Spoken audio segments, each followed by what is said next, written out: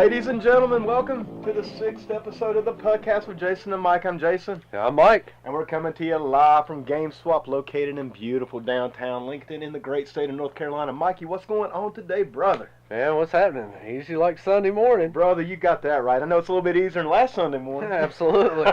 I think... a lot of rest. Yeah, I was going to say, I'm sure you've had a time or a chance to sleep this week, I hope. Yeah. Oh, yeah. Probably better than last week. Plenty. Definitely. Hey, you know, man, I know we went over it in depth last week, but just once again, man, great Comic-Con.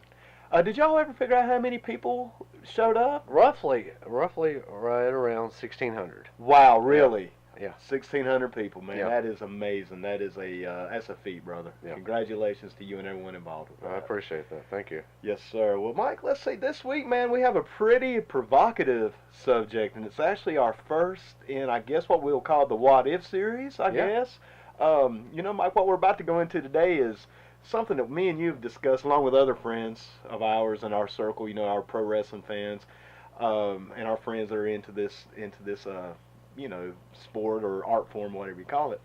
But today we're going to be talking about what if Magnum TA did not have his car accident. But you know, Mike, before we go into that, man, I do have one little shout out I want to give out. Absolutely. This week, big news in Pudville this week. Oh, yeah? Yes, sir. There's actually another podcast out now for our friends and neighbors out there that can listen to and enjoy. And that podcast features David Hayes, a friend of ours from way back in the day. Yes. And that podcast is called This Is a Work with David Hayes and Chris Barnes. These guys, they just premiered this week. They put out their premiere episode. And, Mike, man, I got to say, brother, it was good stuff. No doubt, man. Yeah, especially if you're a fan of the current product. I know on their first episode they covered Extreme Rules. Right. The WWE pay-per-view. It was great. It was. I enjoyed it. And, you know, for me, you know, still watching the current product when I can, definitely insightful, you know, as far as, you know, what's going on and where certain storylines are going, and no, it was fantastic. I enjoyed it. And you know, Mike, you bring up a good point. You know, you still do occasionally watch the current product. I haven't watched the current product in years. What was the last thing you watched? Well, no, I did go into I did go into the hospital back in February Uh-huh. when I had absolutely nothing else to do, and I did catch an episode of SmackDown. I don't know if I count that or not since I was on morphine. So. You know, I think you enjoyed it. Yeah, I don't know if I would enjoy it as much when I was on the morphine. Yeah. Really, Mike, you know, honestly, the last Raw I watched was the 25-year anniversary show. I did watch it, some of it. I caught the old guys that came out. But before Old guys. Yeah, well, The old guys. Older Yeah. guys, you know, more mature guys. But I think the last time, honestly, Mike, it's probably been 10, maybe even 15 years Wow. since I've really watched the current product. I think about 2003 or 4 is around when I started getting out of it. But you know, Mike, going back to David. No, but you followed John Cena a lot. I do, and you know that's the thing, man. And you're a big fan. I'm a huge fan of John Cena. I was a huge fan of Thugonomics. You know, when he first broke out, I love that heel gimmick. The gangster rapper, the freestyler. I love that. Still do. And you know, Mike, it's funny. I don't watch wrestling or sports entertainment, WWE, anymore, but I've always kept up with it. I've always read results. I always read the results. I know who these people are. Now, I may not be able to point them out. Right, yeah. You know, but I know their names, and Yeah. I know who tries to get pushed and who doesn't get pushed. But, you know, Mike, going back to David's and Chris's podcast, you know, even as maybe someone who's not a fan of the current product, man, I was entertained thoroughly. Yeah. Just from their banter, their back and forth, you know. And I think that says a lot. You know, You kind of got up to speed on as far as what was going on. I absolutely did, man. I did, you know, because once again, they're entertaining. Like I said, if you're a podcast fan, then I think you'd definitely be a fan of This Is a Work. And I'm going to tell on them, Mike. Okay. I got some inside dirt, bro. You know, I talk to dogs, you know, all the time, man. I talk to them pretty periodically through the week, man. So I got to, not only do I got to tattletale on them a little bit, but I got to put somebody over at the same time, man. Did you know, listening, and I might get some heat for this, Mike. You heard it here on the podcast first. I may get a little heat for this. It won't be the first time. Well, it wouldn't be the first time, and I doubt it would be the last. But David Hayes told me that in the process of recording their first episode, David's a working man. David has a job that requires him to be on call. Right. You know, so in other words, the man doesn't get to clock out like we do. Right. You know, he is always on call on certain weeks out of the month. and he was on call during this time period. Believe it or not, man, they had to edit that episode heavily because David had calls and would have to leave and take phone calls and stuff like that. Brother, I couldn't tell it. I would have never You'd have never known, would you? I would have never known that. That's why I'm bringing it up, because he tells me this before I listen to it. So I listened to this episode, seeing if I could hear it. Right. I want to see if I could pick it out. Yeah. Not once was I able to pick it out. So I want to give props to their producer, David Hensley. No, man, I'm telling you what, that was seamless. Man, the owner-operator of Long Walk Productions, who puts on This Is a Work. Man, I asked David, I'm like, brother, I can't tell it. How did you guys do this? Right. You know, and he just said David Hensley's a rock star, and I'm here to say he must be absolutely correct, because man, I've actually listened to it twice. All right. And both times I'm listening out for these cuts and these edits, not once, man. So just props to these guys. No doubt. Once again, Puds out there, if you haven't listened to them yet, check them out, man. It's entertaining, it's informative, and I think you guys will like it just as much as I did. And but you know, Mike, I think that's enough putting people over. Oh, I think it's time to, of course, let's put somebody else over. Somebody very important. Yes. Magnum TA. Brother, I'm looking forward to this, because this excites me, because you know, it just in that realm of fandom for anything, wrestling, or the movies, comics, whatever. Right. What ifs? Yes, man. Just those what ifs scenarios.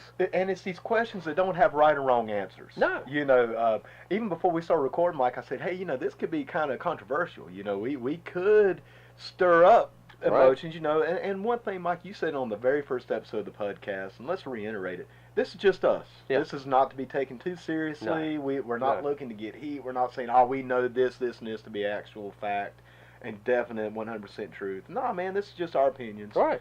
And you know, Mike, this is probably the subject that we, like I said in the beginning of this episode, we have discussed this for 25 plus years. Yes.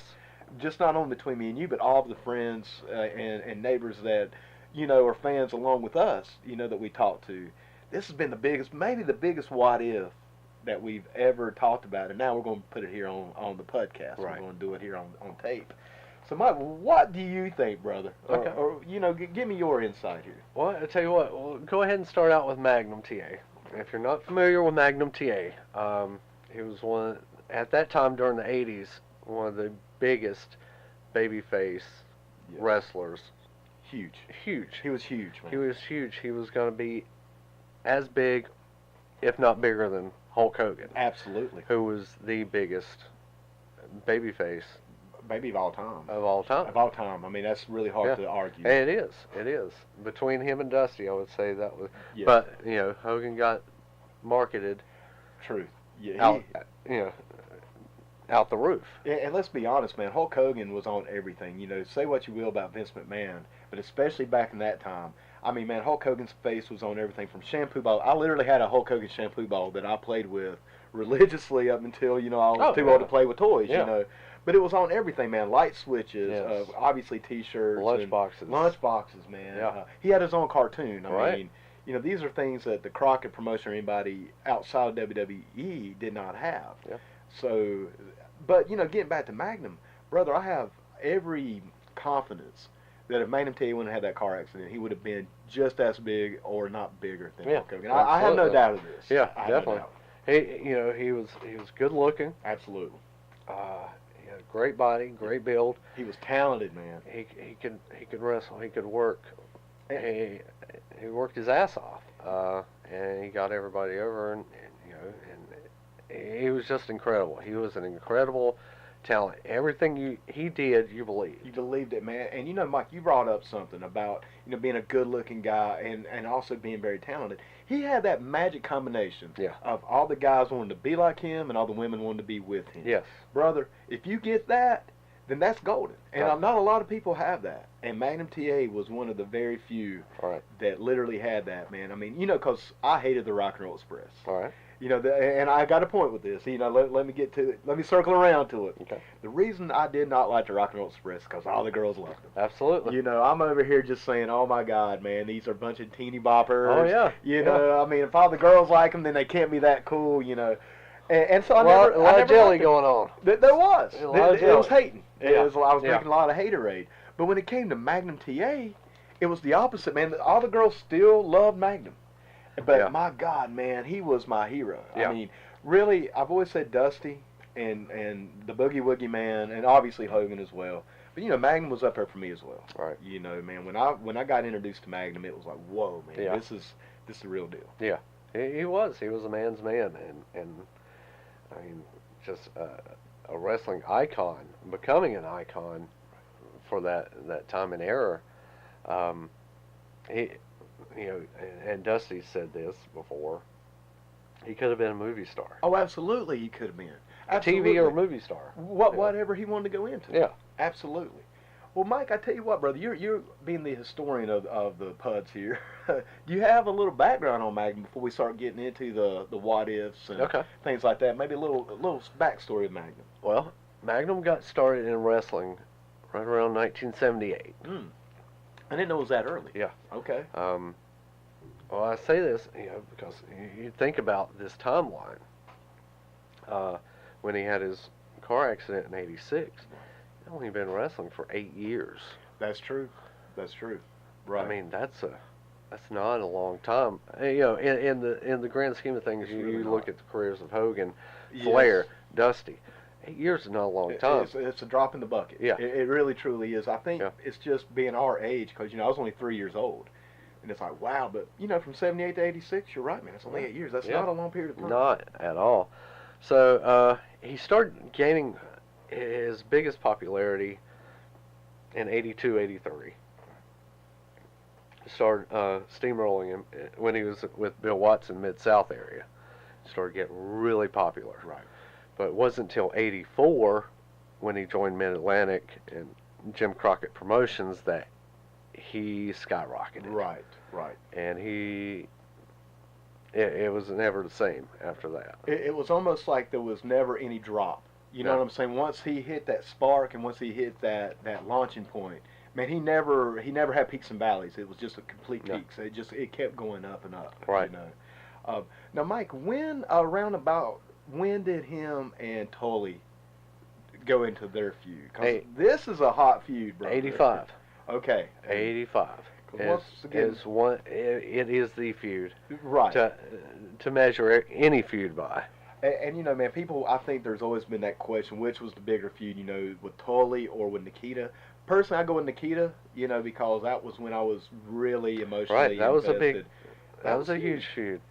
And it was because it was one of those feuds that even though it had to do with a belt, Mm-hmm. the belt itself mattered because that was the United States Yeah, title. that was In other words, if Nikita won the world title and took it back to Russia, well, Russia's part of the world. Okay, it still sucks. You don't want Russia to have, but Russia having that United States title back in the height of the Cold War, that could not happen. No. I mean, there was no way. You just couldn't let it happen. you could not let that belt go back to Moscow. Yeah, no. no. And Magnum TA, and that's why when Nikita And it made for a great story. Oh, made for man. just epic feud. And tremendous battles for that thing. And I will say this, Mikey. I will always say that belt never meant as much as it did during that feud. No, absolutely not. That was the peak. Yes, absolutely, for the U.S. title. Yes. For that, yes, absolutely. So now I'll tell you what, Mike. Now I will say this, with Magnum and Tully,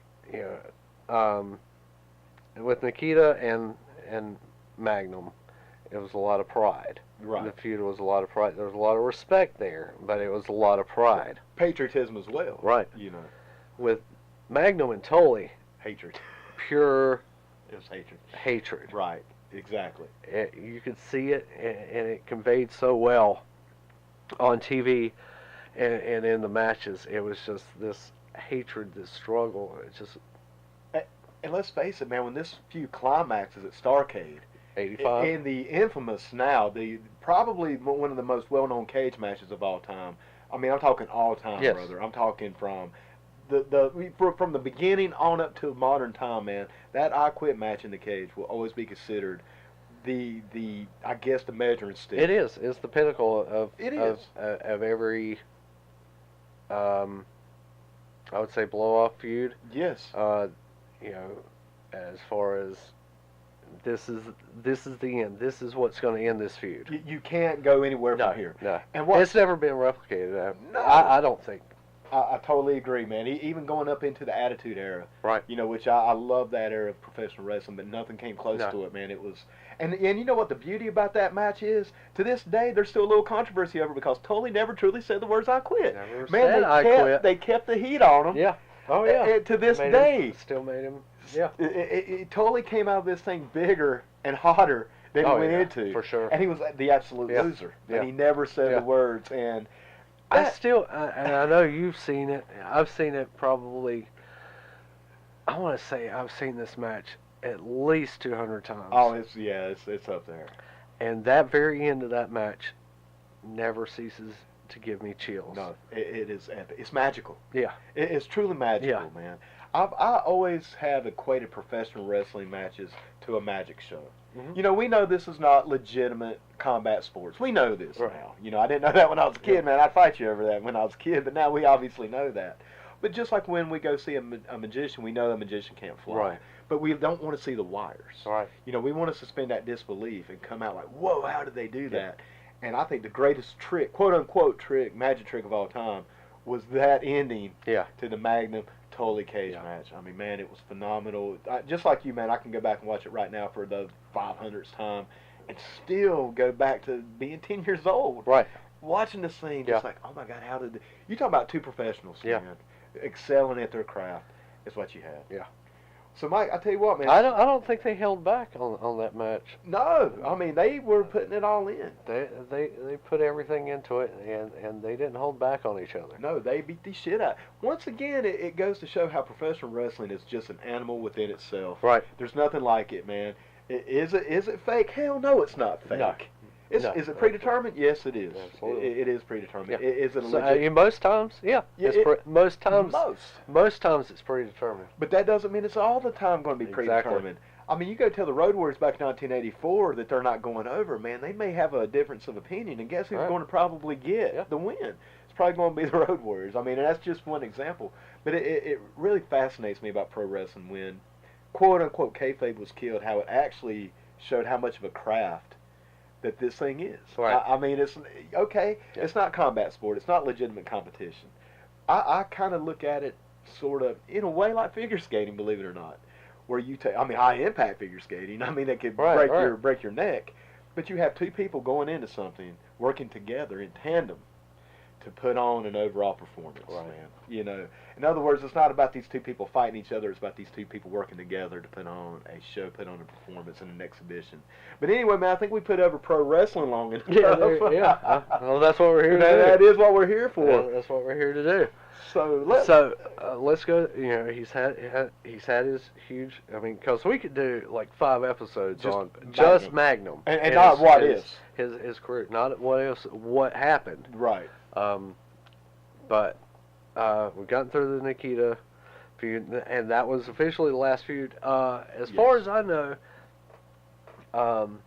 he, you know, just right after that, he kind of went into a small feud with Jim Garvin. That's right. That's right. I remember that.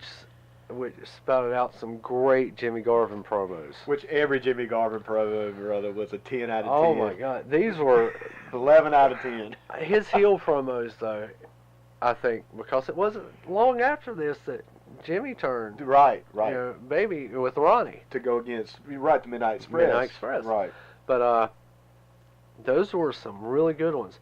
But here's the thing that I picked up on not too long ago, going back and watching some of the old, you know, World Championship Wrestling episodes, the Worldwides and the Mid-Atlantic Championship turned to the NWA Pro Wrestling. Right. It seemed like the direction for Starrcade for Magnum was to go against Nikita. Okay. Some will tell you different. Some will say Flair. Some will say Flair. Right. But this is October. Okay. This is happening in early October. A month is not enough time to build to a World Championship match. Exactly. And not only that, Mike, but you got to remember that Magnum was screwed out of that title. Oh, yeah, and that's still fresh, man. Still fresh. I mean, that's still very fresh. And that's why I always even question people saying, well, he was going to take on Flair. I'm like, that that soon. No, I don't think that would have been the case. I Right. just don't believe that. Which is great because now we're getting into the what ifs. Exactly. You know, this is great because now we're starting to see what would happen at Starrcade. You know, that's definitely a definite option, which I think is probable. Right. Because Magnum had to get over Nikita, man. Yeah. That had to happen. I think that was basically Nikita had no opponent for Starrcade. True. From what I've watched, Right. there was nothing leading into him going against anybody taking him on for the U.S. title. Right. Like I said, you know, from the episode I watched, you know, that was kind of it was kind of hinted around that it would happen with Nikita and Magnum at Starrcade. Right. And they've already got an established feud anyway coming out of the bashes. That's what I'm saying, man. And once again, this feud to me was not over. Right. Because, you know, Magnum got hit by that chain, and brother, that sent a shock in America. Yeah. I mean, I literally was like, I was outraged, man. Like, I was ready to go to Moscow myself. My 12-year-old ass was getting on a plane. I was going to go talk to Gorbachev and be like, hell no. Hell no. You're going to use your, you're going to give this title back to the United States. You're going to give it back to Magnum. Yeah. Instead, they gave us Gorky Park. Well, you know, nothing's perfect, brother. Yeah. We'll hit on Gorky Park. We'll hit on Gorky Park down in the music episode. Well, we're already talking about doing an episode about musical geniuses. Gorky Park will not be a part of that. No, thank you. But okay, so this leads us in, unfortunately, to October 14th. Right. Which is a day that will live with all of us. Right. When Magnum TA had his car wreck. Yes, sir. Sad day. It was a shock. It was a big news. It was big news in the Charlotte area. Oh, it was huge here, man. That's how you knew it was real. Yeah. I mean, legit. That was everything stopped at that moment. Yes. I mean, that was on all the major news channels. That was not just an angle. It was not something you just saw on Saturday morning, man. This was in prime time, 6 o'clock news. Yeah. This was real. Right. I mean, even as a kid, a Mark kid, you kind of knew what was real and what wasn't, you know. And this was like, oh my God, man, Magnum may not come back. Right. You know, and this was heartbreaking. This he was lucky in the fact that it wasn't it didn't take his life. Right. In fact, I remember when this happened. There was, I believe, a doctor. I'm not sure, man. You know, the memory gets a little cloudy as I get older. But it seems like there was somebody on the television saying that if he was not in the physical shape he was in, that he would have been killed. Absolutely. His muscle tone and his overall fitness level saved his life, man. An average man would have been killed. Yeah.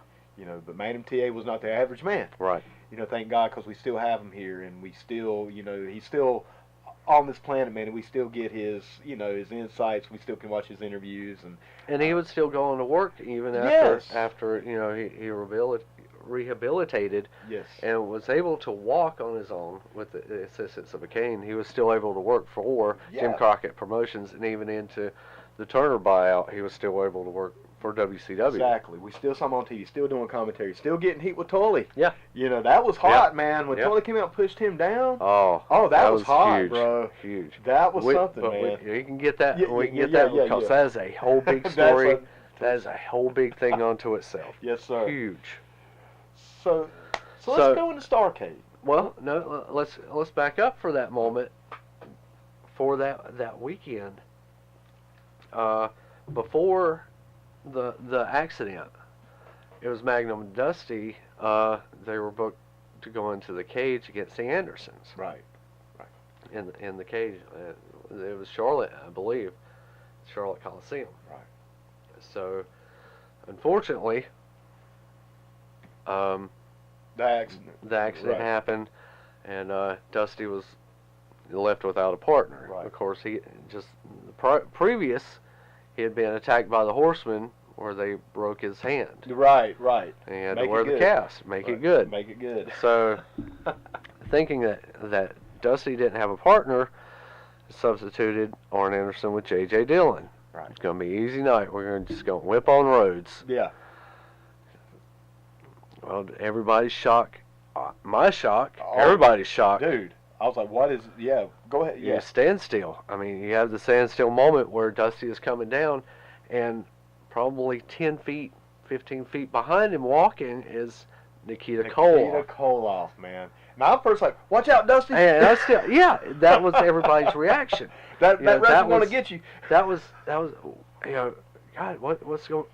Is he sneaking up? He's just getting it from everywhere now, you know, and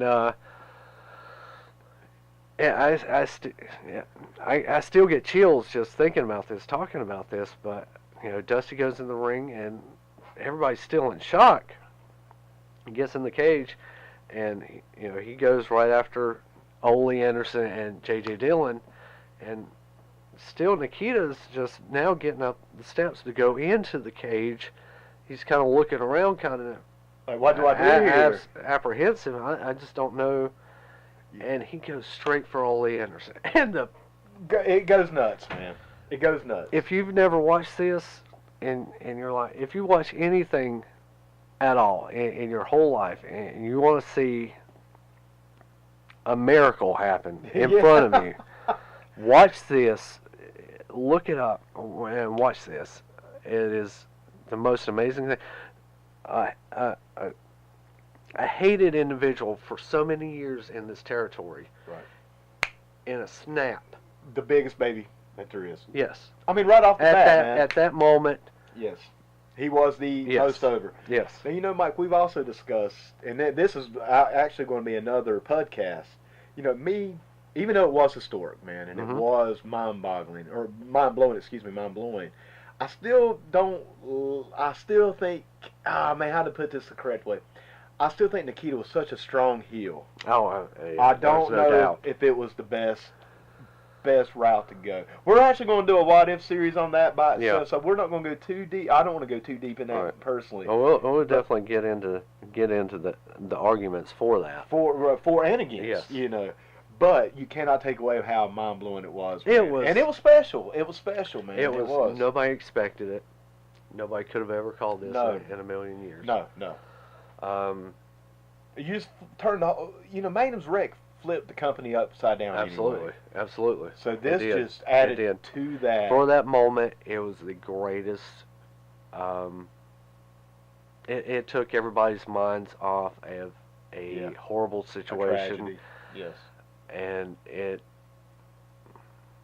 gave everybody hope. And it was in the realm of professional wrestling, it was historic. Yeah. It was without a doubt. It was one of those milestone moments, something that you'll never forget. I mean, to me, man, I rank it up there with Hogan slamming Andre at WrestleMania 3. Yeah. You know, obviously everybody knows Andre had been slammed before, but nobody. Right. But he had never been slammed in that kind of. Yeah. You know what I'm saying? Oh, man, yeah. With that kind of presentation, Yeah. you know, with that much importance behind it, and I do rank it up there. But you know, Mike, like I said, let's go into what if he wouldn't have though.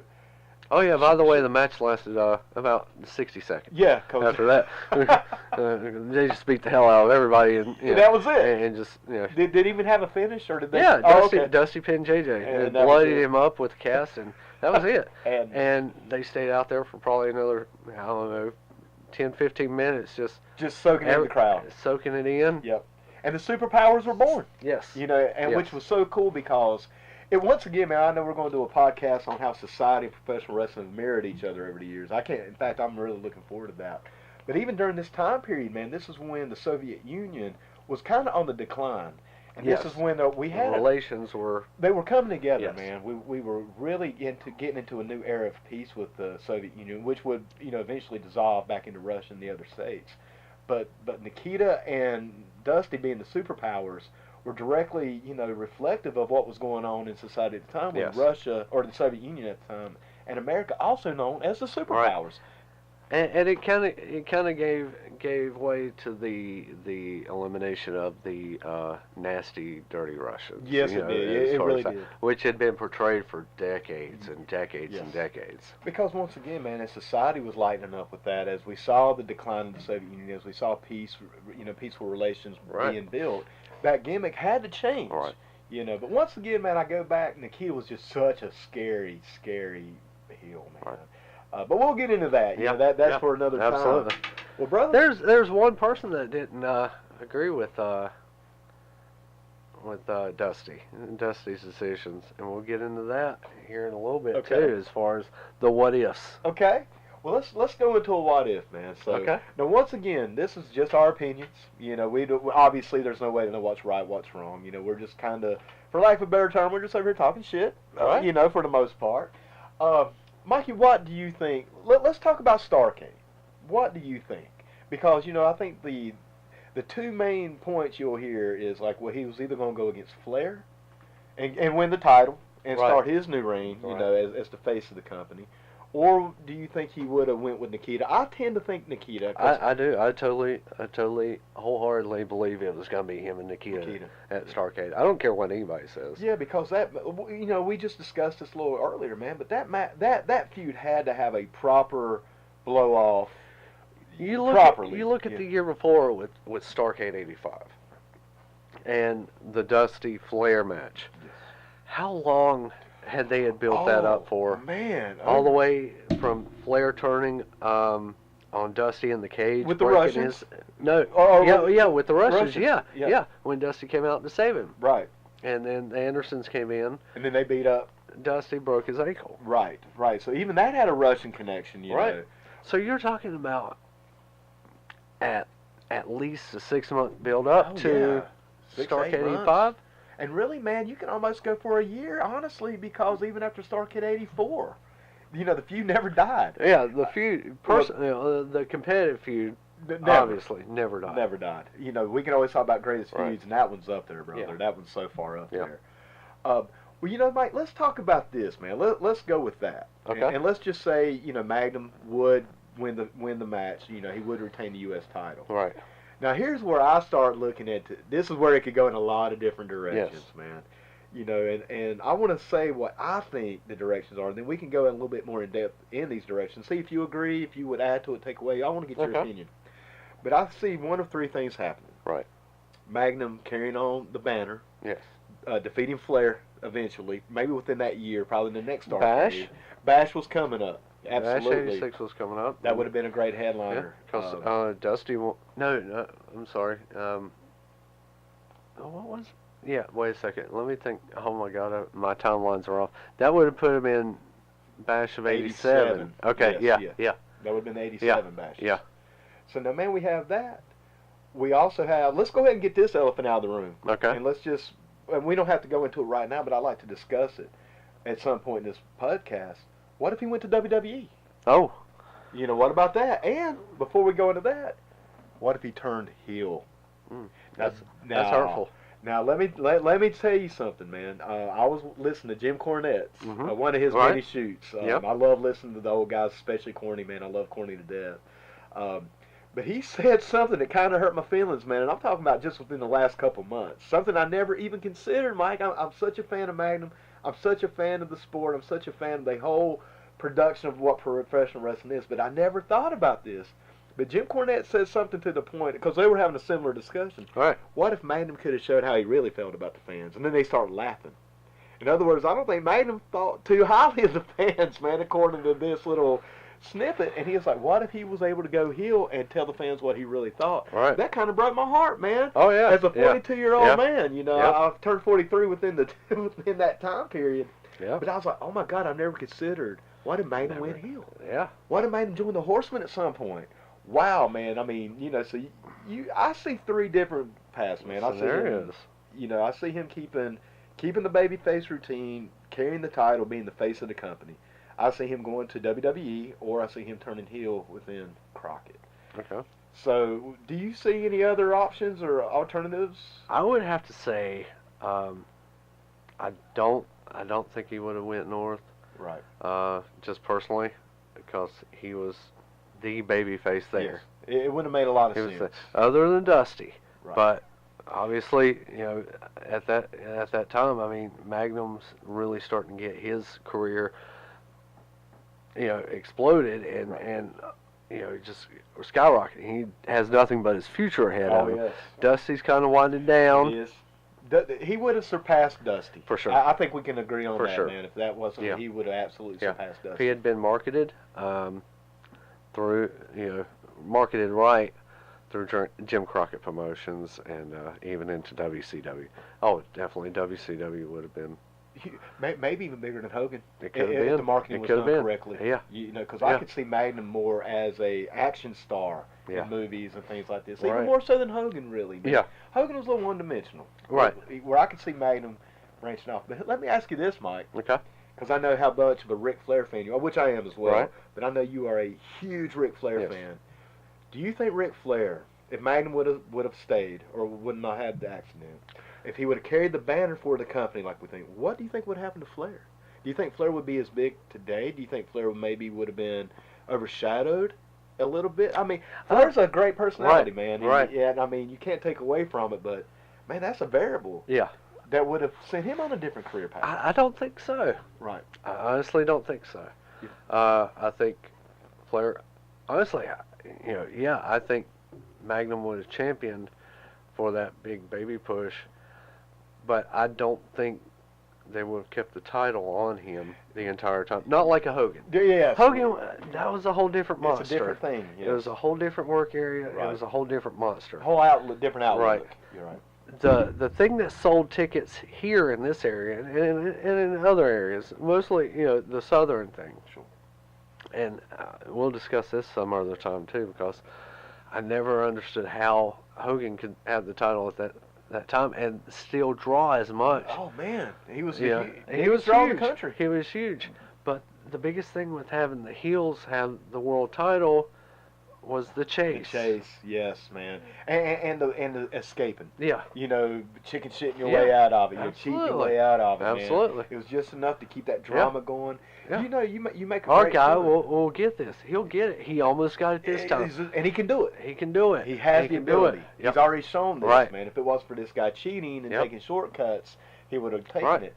Which is a contrast to what they were doing in WWF at the time with Hogan, man. He was the champion. He's the champ. Nobody could touch him. He was just destroying, man. Right. They would just bring in people that you Feeding them. Yeah. Yes, sir. That's exactly it, man. Yeah. They just fed the man. And it is amazing. But I think that's also a testament because there was no definitive heel. None. No. That was going for Hogan until Andre did his turn. Andre was the first real honest-God challenge, man. Yeah. Now, I could almost argue that and say that there was a heel in WWF that was constant, but that was Bobby Heenan. That was Bobby Heenan, man. I've always said, as far as WWF goes, the greatest feud of all time ever was Hogan and Heenan. Yeah. Without a doubt, man. Heenan could go out. Jesus, man, he got Stephen Lombardi. Right. And actually made it look like he could take him on. Yeah. I mean, wow, man. I mean, yeah. Once again, we'll talk about other But I don't feuds even think, with that feud, I don't even think it was as much about the title as it was just destroying Hulkamania. Yeah, because Bobby Heenan wanted to bring down Hulkamania, Which, it makes me wonder what happened if Magnum would have went to WWF. That's a whole, like I said, man. That's a whole other thing. Wow. Who knows? Would they have brought him in as a legit competitor? Would they have brought him in as a Red Rooster type? Well, I mean, you look at when they acquired Steamboat, and I put Steamboat on that same level as Magnum. Oh yeah, absolutely. But Steamboat never got past that mid card. That's true, man. Now he was legendary. Absolutely. His WrestleMania 3 match will go down in history. But they also made the man breathe fire. Yeah. Yeah. That was the problem with WWF, in my opinion, was they just try to be too cartoony across the board all the time, man. It's like you don't have to do it all the time. Yeah. Man. But as far as that goes, that's as high as the babyface is going to get. Because you still have Hogan at that point. Exactly. So they can't let anybody rise to that level. Right. Even somebody as great as Magnum. So I guess we can also safely say that would probably, at least for that time period, man, not been in the question. Maybe later. Right. Who knows? Yeah. But let's talk a little bit about if Magnum would happen to go heel. This is just something I just cannot see happening. I just, wow. But now, remember, brother, we have Nikita that went baby. So, I mean, never say never. Right. And but you look at Dusty. Dusty never went heel in that time. No. Steamboat never went heel in that time. Barry, obviously, would eventually go. I'm trying to think of another baby. One of our favorites, Boogie Woogie Man, Jimmy Valiant. He never went. Never. I mean, Manny Fernandez did. He did. But Magnum was on that next tier, brother. He was. If he went back, if he turned heel, it would have broken hearts. Oh yeah. And it would have had ticket prices through the roof, man. Yeah. I mean, that's the one thing. A Magnum Dusty feud. Ooh. Oh my God! Especially, man, like I said, when Jim Cornette said that about him turning heel just a few months ago, like I said, it blew my mind. I'm like, Right. I've never even considered that. And all our what ifs that we Yeah. discuss every year. You know, what if Flair maybe didn't become as big as he was? What if Okay. Magnum would have carried it? What if WCW still be in business today? Right. You know, that's another one that we can talk about a little bit more in depth. But that's the one thing, man, that I always kind of go back to. Is, Right. It, But there again, I mean, you've got your biggest baby turning heel right. to go against your other Another biggest big baby.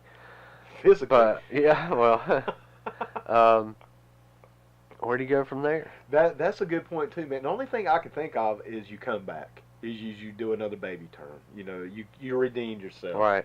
But who knows, man? Because you know Barry stayed heel for years. Yeah. You know, in fact, Barry basically in a lot of ways carried the heels in WCW when Flair went on into WWE. Man, Barry was the big bad. Yeah. I mean, he was the champion. Yeah. You know, he carried on Yeah. that legacy. He did. Like I said, man, that's just one of those situations that I just never thought about because I was so blinded by my fandom to Magnum. You know, just a little side note, Mikey, something I know we talked about. When Magnum was in his car accident, he was, and you may remember this, I know you do because we've talked about it, but do you remember when he was scheduled for an autograph signing here in Lincoln, North Carolina? It was at Curtis Mathis. Curtis Mathis, yes, sir. Well, man, he made it. You know, Yes. I went there. I Yeah. was there. Did you go to Yeah. that? Was you okay? I thought you said that. That was huge. That was a big deal, man. Because And that was the place I was renting my Starrcades yeah, they did rent videos. Yeah, That's right. I was Yeah, renting Starrcades. I was renting Yes. Great American Bashes. the Lord of the Rings, Lord of man. the Rings. Yes, man. Rocket Cup. And I remember, man, waiting in line all day, and Magnum was still really beat up. Man, this was very recent after his accident. He still had the cast on, and I believe he still had the neck brace on, if Yep. I'm not mistaken. But he was handing out pieces of paper with his autograph on Yeah. because he was unable to sign Right. it. And I still have that, man. I actually have it framed. Really? Yeah, I still do, Oh man. I my have it framed. God. I'll take a picture and put it on our podcast site. Yeah, definitely. Because I framed it and put it up, man. It's very special to Wow.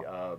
But I remember almost crying when I met him because I couldn't shake his hand, man, because he was still beat up. Right. I just want to put that little side note just of how important. That's amazing. I you mean, yeah. Oh my gosh, I can't even. Wow. Yeah, that was. it was like you see your hero. It was almost like seeing Superman broken down. Right. You know, it was But heartbreaking. the But he fact was that, there. the fact that he was there. He was there, man. And Any he was other committed. man, yes, and any other man would have either been dead or unable to appear. Right. And like I said, man, it's just one of those things. I know when we decided. He didn't have to be. No. He didn't have to No. be. And I'm gonna be honest with you, Mike. If memory serves correctly, he probably shouldn't have been. No. Right. You Yeah. know, you could tell that he wanted. And I know, man, Jim Cornette said he didn't like the fans that much. Maybe that's the case, but what I saw. But you gotta imagine how I don't want to say harassed. How much attention he garnered in his time there. Oh man, I Well, mean, just like with the Rock and Roll Express. Yes, I mean, they were rock stars. They were huge rock stars. I'm sure they didn't get a break from anything ever, at all. Ever. Even at the hospital, Mike, I remember hearing about how there were just crowds outside. Crowds. Well, I think they even had to shut down. It seems like they even had to shut down 85. Or I don't know, man. I may just be talking shit here. I don't know, but it seems like it was so crazy. Yeah, I can imagine. That they had to shut down. The cars were crazy. Cars. I mean, people. I remember hearing about people calling in and camping out just to try to, give their support to this man and just to show how important he was to professional wrestling and to the area, dude. Right. So, Mike, let's go into this. Let's start getting into this area a little bit. Okay. Magnum. He's not in the car accident. He's still active. He stays babyface. He carries the banner. Okay. Does WCW does Crockett go out of business? Exactly. Does it? That's a big thing because losing Magnum in that car, that was a huge hit. Oh man, that was a huge hit Brother. to that company. That was unstoppable at that time. 86. There was so much. You couldn't touch Jim Crockett Promotions at that time. Hell no, man. Yeah. Great. Oh, dude, they blew everything away. Yeah. They blew, including Hogan, including WWF, man. They blew them Yeah. out of the water. Yeah. Without a doubt. And anybody will tell you that. Yes. Man, this is not just something that people in this area think. Right. This is people that know the old school style of wrestling will tell you, man. Jim Crockett Promotions from 85 to 87, untouchable. Yeah. Man. When Magnum was riding high, Yes. shit, man. What Yeah. was better? You had Dusty, you had Magnum, you had the Rock and Roll, you had the Horsemen, you had the Road Warriors, you had the Russians. Midnight. It was stacked. the pool was deep. Oh, brother. And not only was it deep, but it was quality, Yes. man. It was quality and Yes. quantity. You have both, man. Yes. States. Yes. I mean, you even go into like the new breed, the Jayhawks. I mean, Right. Even their quote-unquote enhancement talent was great, man. Workers. I mean, they were all great, Workers. dude. Tim Horner, Brad Armstrong, Yes. just a couple guys that come to mind that maybe weren't pushed as much as they should have been. These guys were phenomenal. Yes. They were phenomenal, Yes. man. And that's what I've always said. If Magnum had been there, would Crockett have lost the money? And there's a lot of what ifs with the Crockett. Oh, yeah, stuff. absolutely. There's a lot of blame that gets That- passed yeah. back and forth. Bookkeeping, keeping up with everything, spending too much money here On and things there. they didn't need. Yeah. My thing is don't give a pro wrestler an open checkbook, man. No. Don't give Dusty Rhodes the open checkbook, No. man. And you know how No. I feel about Dusty. This is the Dusty Right. Appreciation Show, man. Yeah. I love Dusty. He's the greatest entertainer of all time. But, man, I want to give him a checkbook. I just mean, want it. somebody gives you an open checkbook. Oh, hell, it's on, bro. I mean, Private jets for everybody. what? I mean, shit, man, it What? ain't my money. Yeah. Hell yeah, man. But it makes you wonder if Magnum was still there hitting. Let's look at Chicago, Chi-Town Heat, Starrcade 87. A lot of people kind of pinpoint it starting to go downhill at this point. You Right. had Ronnie Garvin as champion, which maybe not one of Dusty's, but Dusty wasn't perfect, brother. And this is subjective. There had to be something for that Starrcade. You did have to have it.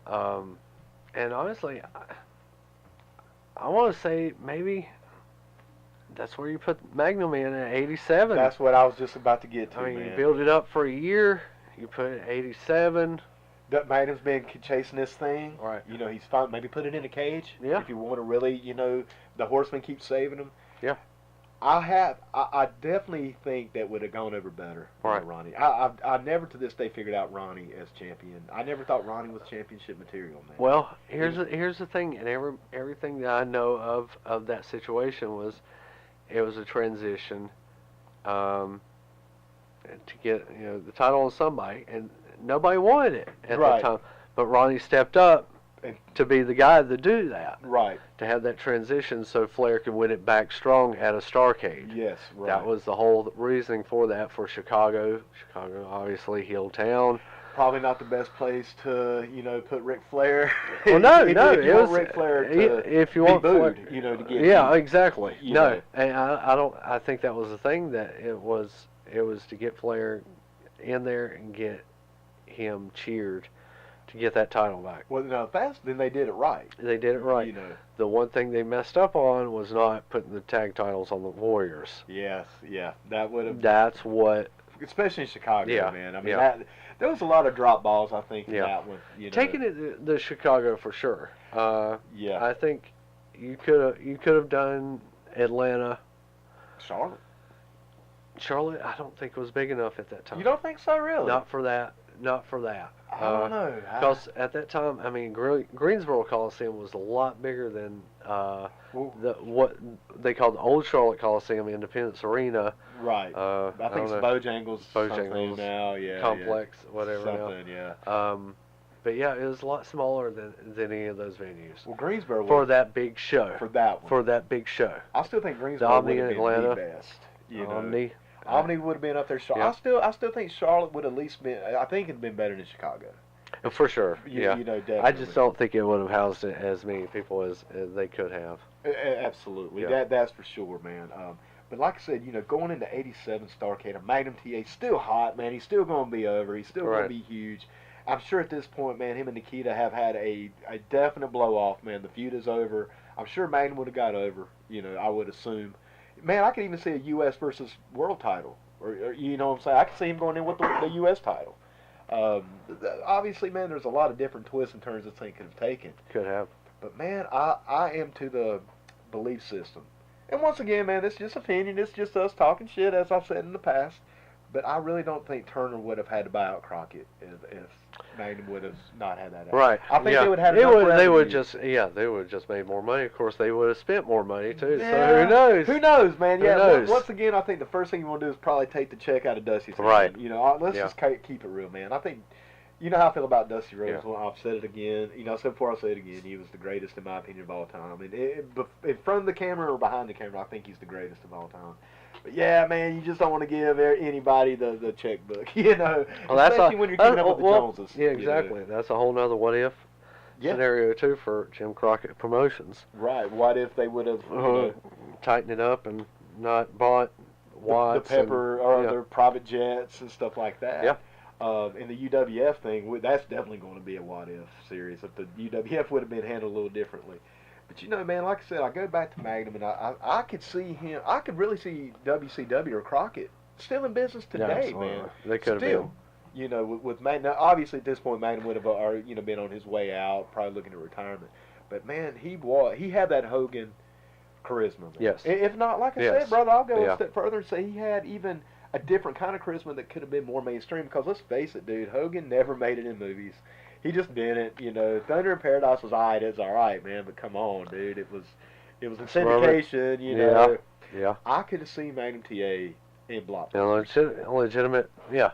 Like, and not just as a side role like Hogan would be Thunder Lips. I'm talking about a starring role, or at least in the upper, like a Rock. Let's just call it, man. Something like the Rock. Okay. You know, because the Rock, let's face it, brother, he's shit. Yeah. If anybody's taking the ball and run with it, he's the highest paid actor in Hollywood. Yes. And I love his movies. You know, he deserves that money as far as I'm concerned. I think Magnum could have been the Rock a generation before the Rock was the Rock. Is what I'm saying. Yeah. Now, you're talking about going back to Starrcade '86, and like I said, I believe in my heart it would have been Magnum and Nikita. Right. Where does that leave Flair? You know, man, I see Dusty. You know, Dusty was hot in that feud still with Tully, the First Blood. Yeah, Tully was still hot. Who would Flair? I mean, that's a good. Maybe they would have brought somebody in. You know, I could see them maybe trying to feed him. Right. You know, maybe have somebody. But I think the bottom or the main goal would have to eventually put that belt on Magnum a year later. Yeah. You know, at least that's what I would do. It's the right, exactly.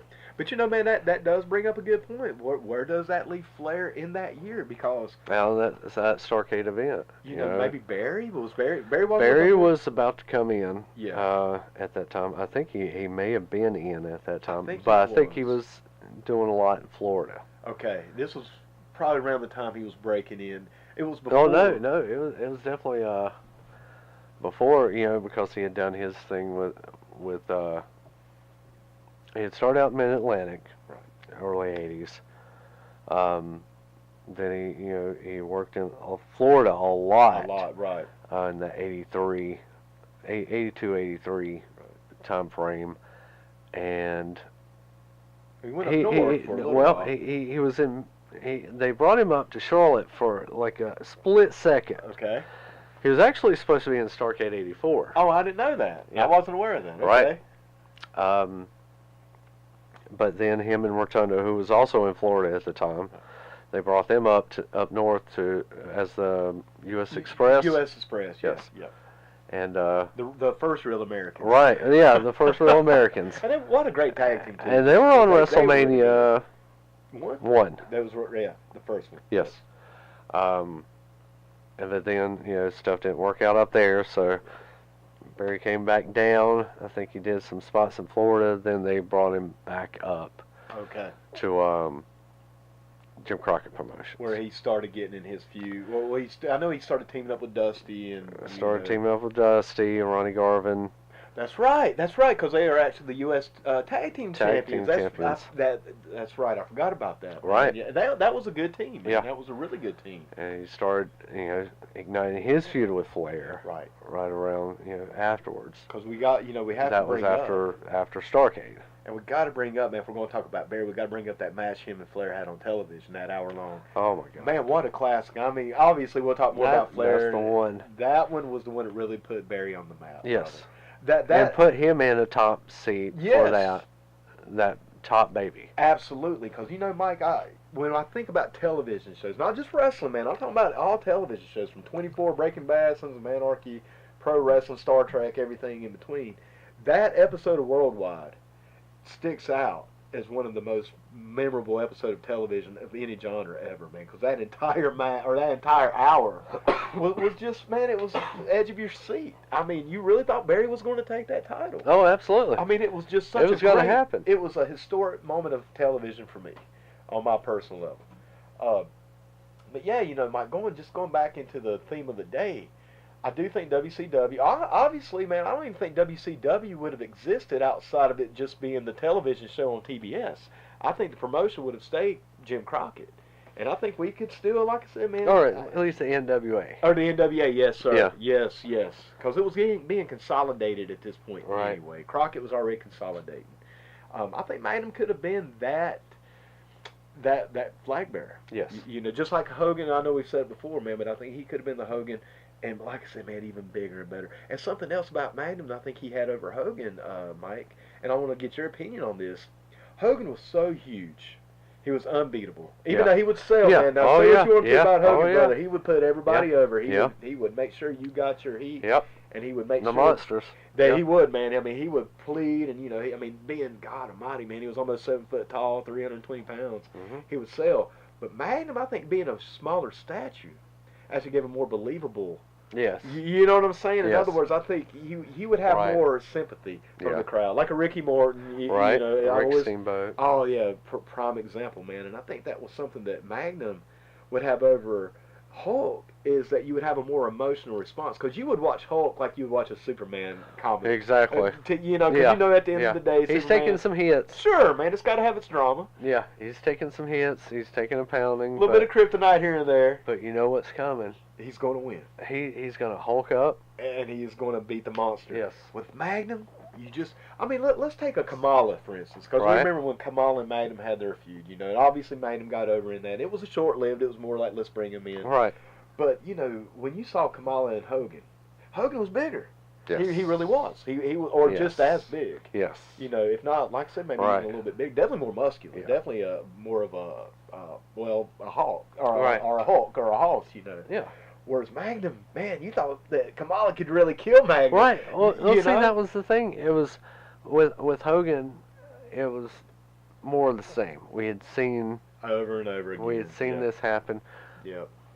We're kind of smart to what's gonna happen. Yes, man. And the wrestling magazines didn't help out either. No. When they gave the result. Yeah. Another reason NWA was better. Right. Back in the day, they would have different shows in different towns, man. But didn't WWF had the same matches with the same results, man.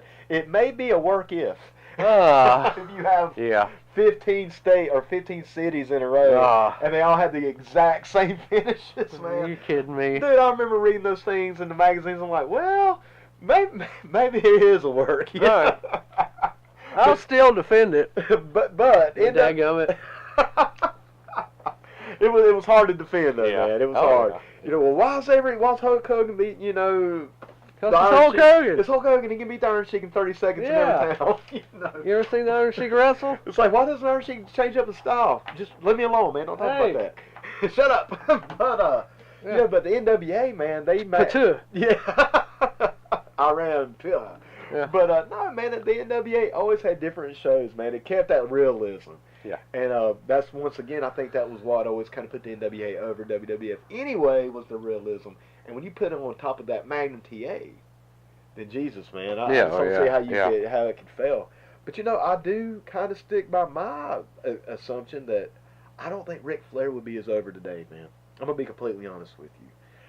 I know that's subjective. Wow. And I know there's a lot of variables. And obviously, man, we don't know for sure. But, man, I just think, and I get what you said as well about, you know, having the heel as a champion. But I got a feeling that Dusty would have maybe tried to make Magnum out like Hogan. Absolutely. He would take. I don't know about the title. Right. As far as the title situation, world title, I think he would have marketed him as much as he possibly could have, like Hogan. See, because I think Dusty was still in that. Because Dusty had that title. He only would carry it a couple weeks, a week or two, a month, at tops. At tops. Yeah. He was still in that old school mindset. That's true. You got to chase that heel for that title. That's true, but let me play devil's advocate to you, brother. See if you what you think about this. But what if Dusty would have felt Magnum would have been the turning point of that? You know what I'm saying? In other words, okay, like literally Magnum's our Hulk now. Right. Literally, right. We're gonna put the belt on him. I think really Flair's future would have greatly depended on that mindset. I think so.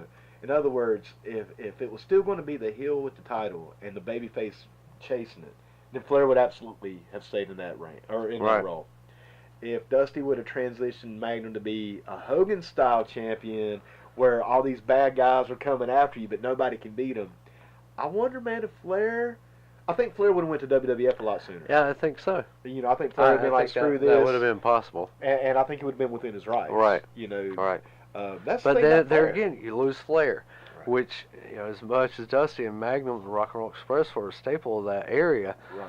Flair was the biggest. He was the man, brother. The man. When they say you got to be the man. So you lose Flair. Hey, brother, I just had a thought. What if they turn Flair baby? You know, we're talking about if Magnum went heel. What if they're like, well, okay, now. I mean, they've done it before. Yeah, It wasn't a big, you know, and they did it with Harley, and they did it. That's true. And that's the thing about Flair, too, man. Flair is that one of those, and you know I love Flair. I always kayfabe hate on him. But the truth of the matter is, Flair is very unique to where he didn't ever have to change his style. No. He never changed his promo. He never changed what he was doing. He never changed what he did in the ring. It was a Flair formula. And it was, man. Now, you could boo it or you could cheer it, depending on... Well, hell, man, it didn't really even matter who was wrestling, man, because he had his fans, dude. Yeah. And, I mean, Flair could do anything to anybody, and it would get over with certain people, man. And so, yeah, I don't know, man, because even as I'm talking to you about it, I'm like, well, I don't see how Flair could not stay over.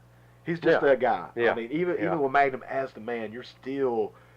It's still Ric Flair. It's still Ric Flair. That's it. And that's the bottom line, man. Yeah. You can say what you want to. You can go this route, that route. But at the end of the day, that's Ric Flair, and that's the way it is. When he goes to WWE. He's or WWF, you know, at that time. He went as Ric Flair. He went as Ric Flair. I mean, and he did his deal with Ric Flair. That's it, man. And it was over. Nothing changed. No, and he beat the entire WWF locker room in the one night. Oh my God, that was so cool, man. Yeah. Now what? That's Flair. You're right, man. Now, let's just wonder and reminisce. Well, not reminisce, but let's just wonder. What if we had that Flair Magnum, you know, chemistry for all these years, man? I mean, I just you got to wonder, could it stay fresh? Could they? Yeah. I think they could. Dusty and Flair did it. Yeah, and that's something. And Flair else. did it with so many other people, you know, at that time. You know, Steamboat, Sting. Sting's a great example, man.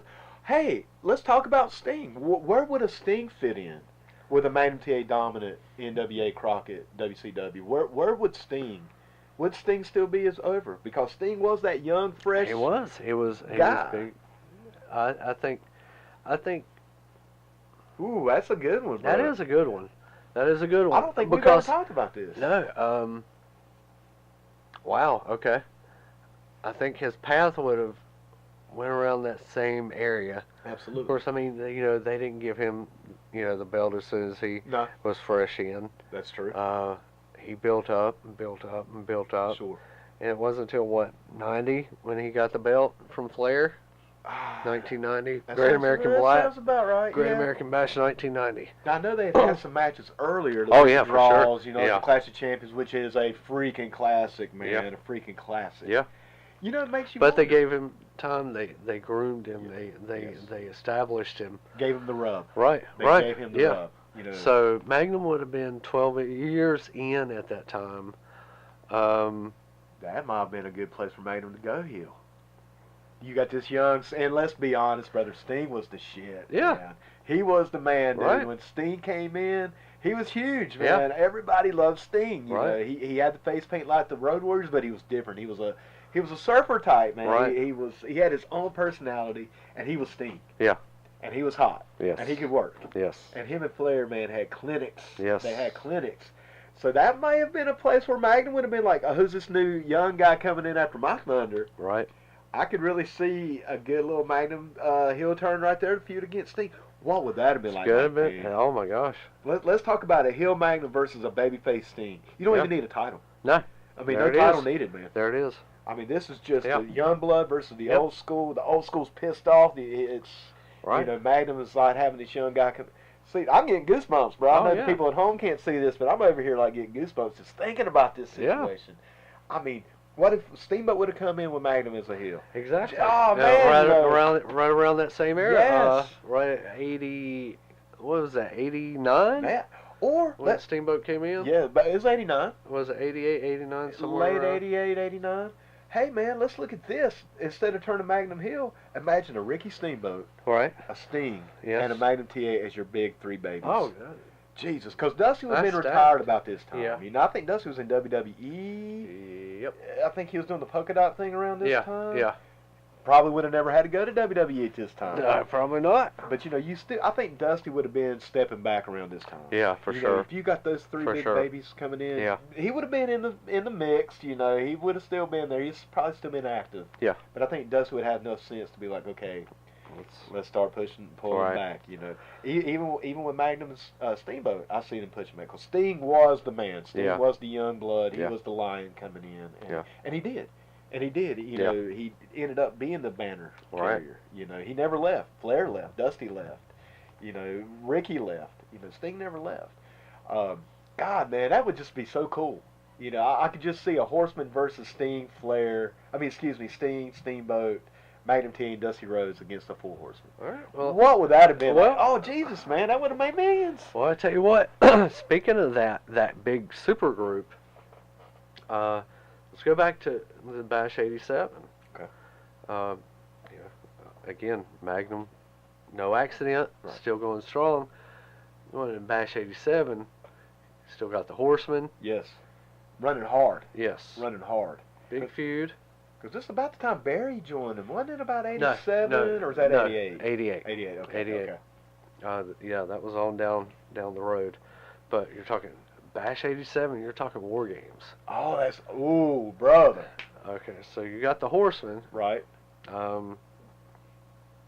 And then you've got Dusty, You would have had Magnum. Magnum, Road and the Road Warriors. Warriors. I mean, that would have been just That War epic. Games. War Games, the first War Games to me Was is badass. still one of those just tremendous, epic. Phenomenal, man. Uh, It was bigger than life. Yes. You had 2 rings and a cage with Yes. a roof on them, man. yes. I mean, how much more? That was the original Hell in a Cell. Yeah. Times 2, because Yeah, you had 2 really. rings, you know. But you know, I about called you Magnum, brother. Nah. That's a hell of a compliment, Nice. man. Yeah. Well, Magnum, let me ask you. Yeah. What about Nikita? Okay. What about Nikita, man? Right. We keep, we keep talking about what if Magnum would have done this, and this, but we have forgotten Nikita Koloff, man. Still the biggest heel, Still the biggest heel. the scariest heel. I think you keep him. That U.S. title. Have him get it back. You know, Maybe of a course, screw job. Magnum gets it back at Starrcade. Nikita gets it back after that. Screws Then him out of it. we're going, full blown Flair Magnum. But we keep that title on him. You've got Barry coming up. Yep. Hey man, don't forget Lex Luger. Lex Luger Luger. he's in the mix, Right, man. yeah. He's there. He's not quite. Well, at that time, Luger's still working in Florida in '86. Okay, that's right. It's kind of not, back and forth, not quite a heel, not quite a baby face. But we It's know kinda, of him. Yeah, We know. we know who he is. And he's being courted by the Horsemen. Right. I wonder if that would probably still, could be going on. Yeah. But you've got Barry coming up, you've got Luger coming up. Wow. I think Wahoo's still player. Yeah, you're right. We still got the Garvins. No, granted, Ronnie. Jimmy's still heel at this point. Right. Yeah. But he's really starting to transition. Man. It's starting to turn for him, and Jimmy was just the most loved heel. He of all was. time. Man, He how was. could you boo Yeah. him, man? I Yeah. love Jimmy Garvin, man. Yeah. I mean, he could do no wrong. no. I mean, he No. talked all that crap, man. It's just not my fault, brother. The music was on point, man. I know we've already talked music Yep. here, but he was eventually going to turn. I mean, he was eventually going to go full blown. Yeah. Eventually. Let's see. You said Ronnie is a big player. I think Rock and roll? even he may have been a national champion at that time. I'm not sure. Rock Rock and Roll Express is around. and roll. Ricky's still over. Yeah, but there's a man who's kind of back and forth. I think he's kind of back and forth between the two companies. Dick Murdoch. Dude, you know, of all the people I love in this world, Dick Murdoch is so far up that chain. You know, once again, scariest tales. I've told you my story. Yeah. The Puds will hear that story one day, and we're not going to talk about it today, but Dick Murdoch will always be one of my favorites. And you got Captain Redneck. Dude, and he was the real deal. Going for a U.S. title against the Nikita Killer. Oh, dude, he would never have to turn heel. No. He could stay baby. Yep. And Dusty, oh, man. See, I always thought Dusty would have been the one to go after Nikita. Right. I was just kind of assuming. Yeah. You know, and I still, but man, I didn't even consider Captain Redneck. Right. I think that would have been hot. Yeah. Really, man, because Dusty's going to be hot regardless. Yeah. He's going to be hot, man. It doesn't matter who he's against. But he's so deep in with Tully. That's true, man. And, and even Arn to a because of the, you know, because they're associates, you know, the Horsemen, you know. Yeah. Because at this point, I would even go as far as say it was Dusty and the Horsemen. Yes. You know, Tully it just didn't even matter. And Tully was the blood feud. Yeah. Now. I mean, Tully was the hated one, but I don't know that I agree with that one as much with Magnum and Tully. Definitely blood feud. I think Dusty and Ole. Oh, they hated each other. If you go back, even starting back to Georgia, with the big turn of '81. That's true, man. You go back to there. You go back when Ole was. They put Ole out for a little bit. Then Ole came back. Yep. And cut that incredible promo on Dusty. Yep, that's true. This is never going to be done until one of us is dead and buried. But yeah. It was real, man. You believed everything Ole Anderson ever said. Because I still think Ole Anderson believed it. Yeah. I mean, legitimately. Yeah. You talk about a mean, grumpy old SOB, brother. Watch some of those Ole Anderson interviews, man. I mean, they get pretty rough, dude. But you make a good point, because he was just so mean in real life. Oh, my God. Now, I never thought he fit as a horseman. I know I get crap for that, and I know we'll talk about that. We got a whole episode on that. But, I could see that. But, yeah, man, you know, you still had Dusty, but Captain Redneck going for that U.S. title. I'm going to get that title from that stinking Russian. And you believed it? And my God, who wouldn't? He's got a child tobacco in his mouth. Of course he's going to do it. Dude, and he'll take care of business, man. He'll give you the hardest brain buster ever. Yep. He'll send Nikita back to Moscow. That would have gave him the neck and the neck brace. That would have been perfect, man. That would have been perfect. Yeah. You know, who else, though, could we have envisioned? I could see Barry Windham and Nikita having a good feud. I think so. I do think it would have been Dusty. I do think Dusty would be like, Magnum, you go after that world title. Right. I'm going to bring that U.S. title back. Right. You take care of business, baby. Baby. I can hear him now, man. You take that world title from the Nature Boy. I'm going to go get that U.S. title for the America. My Dream. people. My people, if you will. I could see it, man, but I could really see that Captain Redneck, too. I think that would have been... I think that would have been a lot of fun. That would have been great, bro. Yeah. You saying that, I'm like, damn, dude, how have we not discussed this in 25 years? Yeah. This is what I love about the podcast, man. Yeah. You know, I'm getting turned on some new ideas I haven't thought about. Right. And that does, man. That makes a great scenario. And, I mean, you know, because you still got, you know, the Russians would still be huge. Ivan would still be huge. You know, they probably wouldn't have brought in Vladimir, probably. You know, which is probably for the best. Not the best worker. Oh, huge. Yeah, I know. He was huge, man. He was huge, and there was another huge guy that wasn't quite, he was very green as well, the Warlord. Oh, yeah, man. In fact, I was watching some stuff not long ago. Watch his debut with Baby Doll. Uh-huh. You know, I forgot about the Baby Doll. They were trying to push him as a big baby. Just didn't work out, you know. Sometimes maybe in the big bodybuilders, but in the Warlord's defense, the Warlord was the shit. Yeah. He went on to be the Powers of Pain, brother. Yeah. He is a wrestler legend, man. Yeah. He is. Yeah. Warlord is a legend. For sure. Without a doubt, man. Yeah. You got to give him his props, man. He went on in WWE, you know, took care of business. They took care of business against the Road Warriors. Right. That was a legitimate feud, man. But yeah, brother, I think, you know, I think this has been a really cool just discussion of what if, man, because, you know, the whole Captain Redneck versus Nikita is something I never considered. A lot of other things we've talked about, like Magnum going heel, something I never considered. You know, chasing that belt for a year to go after Flair at Starrcade '87, which I think would have absolutely been a turning point for the company. It was a turning point. Yeah, well, I mean, Starrcade '87 is a turning point now. Yeah. I mean, it's a lot of people consider that to be the downturn. Yeah. I think it would have been, man, onward and upward if Magnum would have been in that role. Granted, I don't know if Chicago would have been. It would have been the WrestleMania 3. Oh, absolutely. It would have been what compared to the WrestleMania 3. Absolutely, man. For sure. Yeah, because when he belly-to-belly Ric Flair would have taken that title, man, it would have been bigger, just as big as the body slam. I think we would be talking about these two different instances in wrestling history. I think I'm absolutely with you on that, Mike. I think it would have been just as big. Yeah. And maybe even bigger in the grand scheme if Magnum would have went mainstream in Hollywood, like I think he eventually would have. Right. You know. Well, Mike, man, is there anything else you'd like to add to this? I mean, well, let's take it from. All right, we've talked about a lot of different scenarios: the Starrcades, the bashes, everything going forward and on into the 90s. Right. Let's take it back to just after that car wreck and the cage, and the surprise with Nikita being Dusty's partner. Right. Let's talk what if. Well, now, do you want to talk what if it was a different person? Absolutely. Or let's do that in another podcast. Okay. I think we can that's a big one too. That's I think a big one. We can cover a lot of area in that. Yeah. In fact, that might be something to do next week. You want to make a two-parter out of this thing? I think we're gonna have to. Okay. So let's say part one is today, where we just talk about what if Magnum would not have had the accident. Right. So next week we're gonna have a what if part two, that he did have the accident. Yes. But we replaced Nikita in that role with someone else. Yeah, because do you feel that Nikita was the best choice? At that time, that day, that period, that right then and there, it was the best choice. In the long term, maybe not. I'll say this much, man. Now, next week we're going to go into some fantasy land. Okay. You know, in fact, I even say let's make a little game out of it and say, like, you can pick.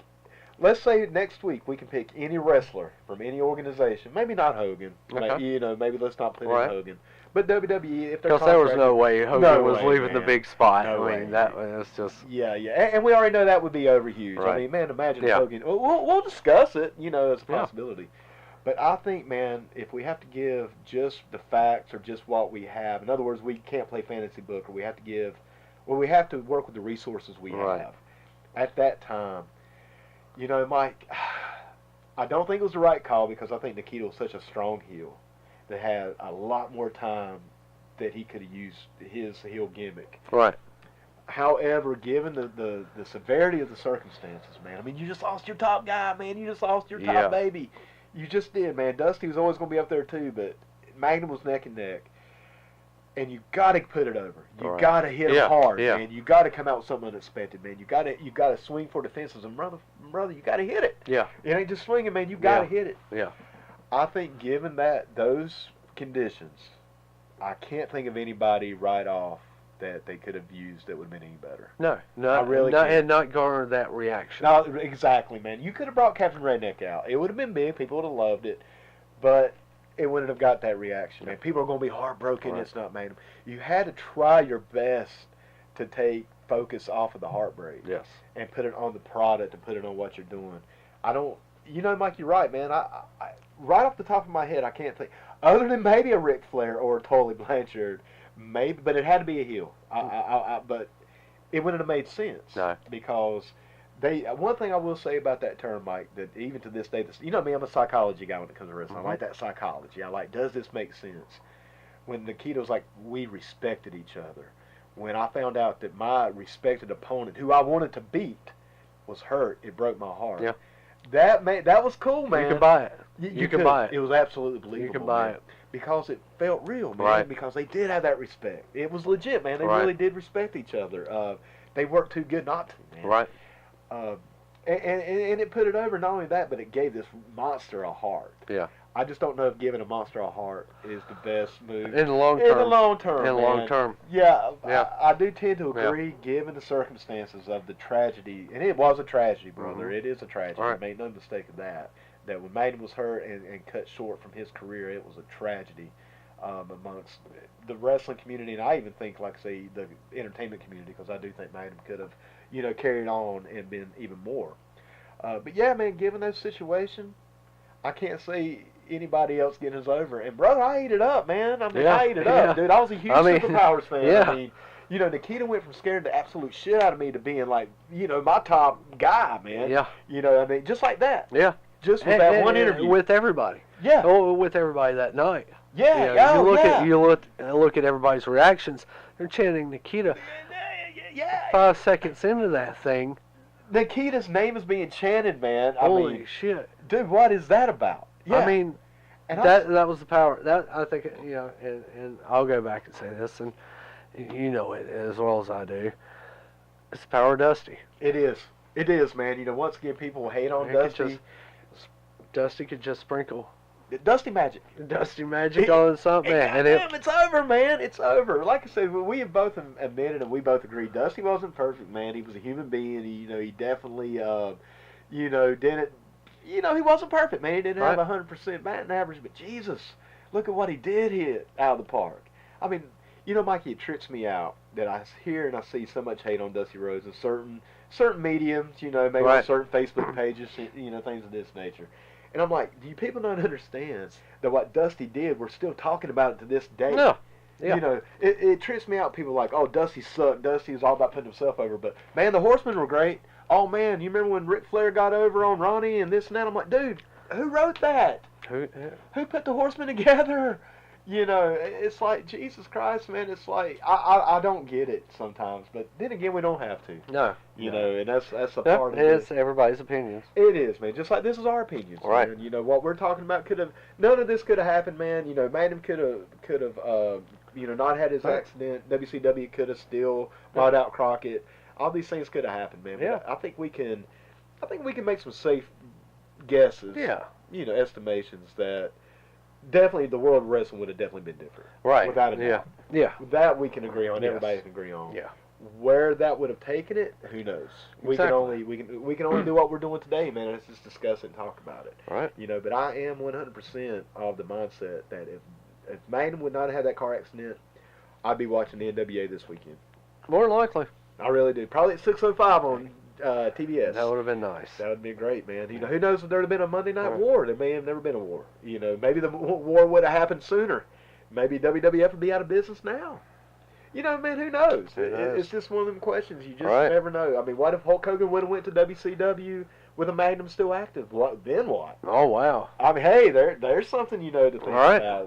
What if? Just never know. You just never know, man. But that's something I love about doing the podcast. We can talk about things that, That's what I like about those what-if scenarios. Yeah. You come to your own. You kind of book it in your head how you see it. It could have happened, or it could happen. And there's no right or wrong, man. No. We could just, and like I said, man, what I loved about this particular subject matter is this stuff that we've talked about for 25 years.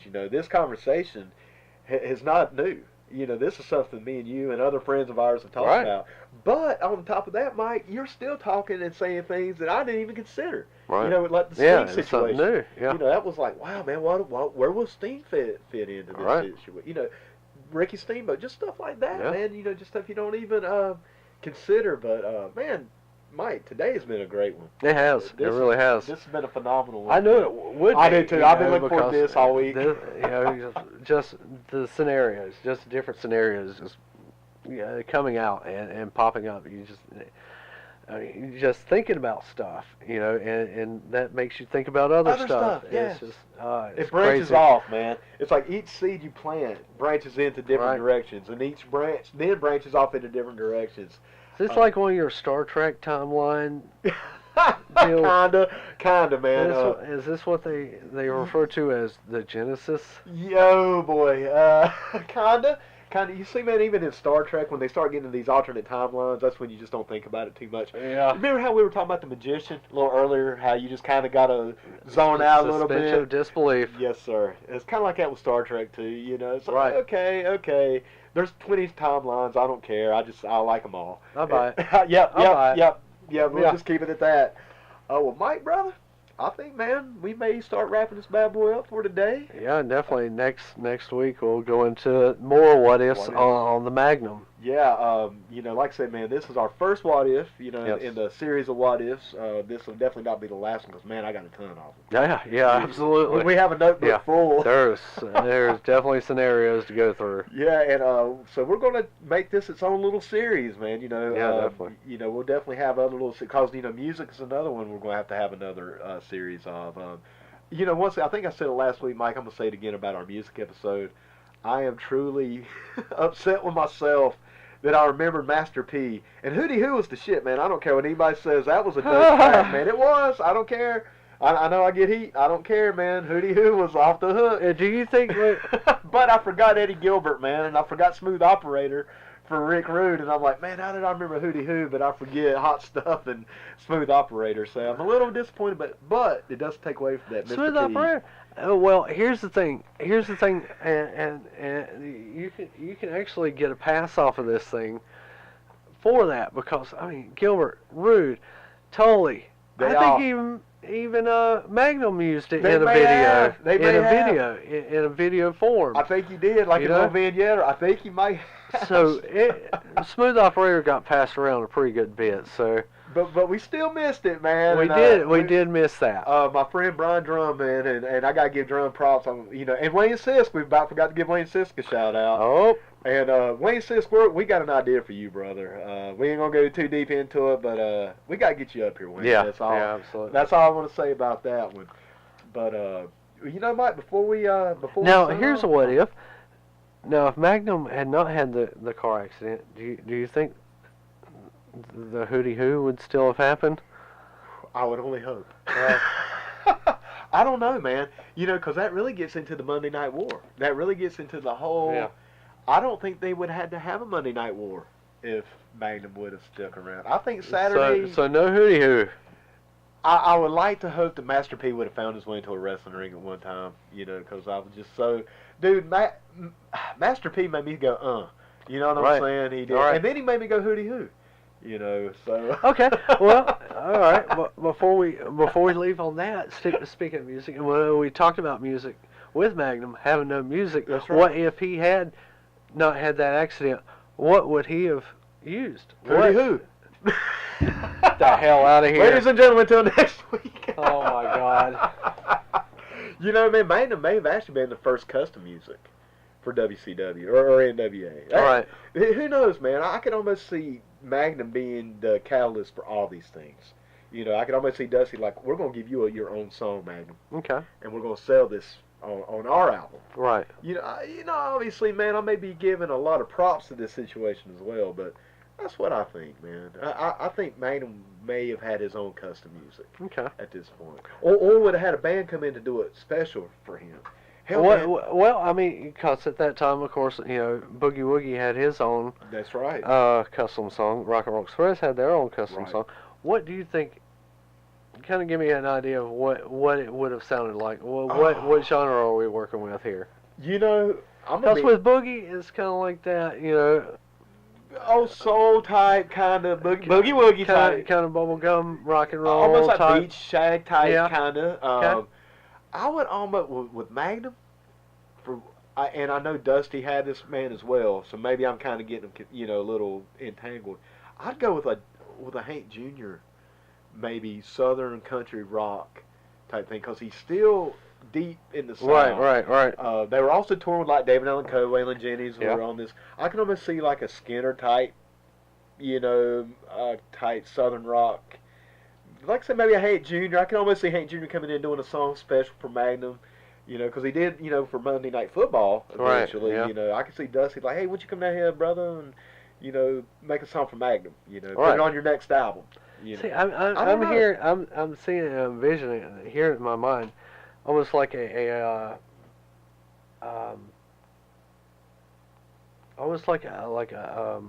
maybe like a Born to Be Wild. Yeah. Type. Straight up rock and roll, hard rock. And roll.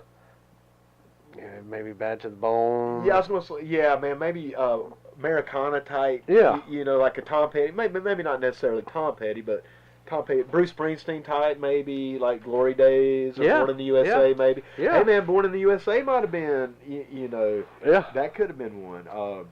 Which I'm surprised they didn't. Have anybody that did that actually. Well, Magnum in particular with that feud with Nikita. That would have been perfect, actually, man. Yeah. That may have actually ended up. That could have, man. I think if I had to say any song from back in that era, maybe that one. Yeah. Well, Mike, brother, I tell you what, man. Before we close up shop today, I want to give him a few shout outs. I know we gave This Is a Work, David Hayes' podcast shout. I'm gonna give him one more before we close it down. Like I said, ladies and gentlemen, if you haven't checked it out, check it out. We'll put links up. I think we shared it earlier this week. We'll share it again today when we put the new episode up. Also, want to give the MWF Millennium Wrestling Federation. Want to give them boys a shout out. The Lord of the Rings. You know, got to get Fellowship of the Ring. Man, these guys are ridiculous, man. They're ridiculous, but they're hilarious. Yeah. I believe their next show is going to be in 2 weeks. Yes. Yeah, they just had a show last night. They're at 508 Howards Creek School Road in West Lincoln. You can find them on Facebook at MWF-Live. We'll put links up. I say it every time. I don't think I put a link up yet. Right. But we probably need to do that. Oh, yeah. I keep saying it, so we're going to do it. Yep. But I want to give them guys some props and a shout out. And Mike, brother, other than that, man, once again, thank you. Thank you for letting us come in, set up, as always, man. The Pud Cave is in full effect. Game Swap is always in full effect. Yes, every day. You know, man, had a great time, man. The day was great. I knew it was going to be fun. I've been looking forward to this all week, and it didn't disappoint. Did not disappoint. No, it was fantastic. Can't wait till next week. Next week we'll do it again. And speaking of next week, ladies and gentlemen, until then, y'all have a good one.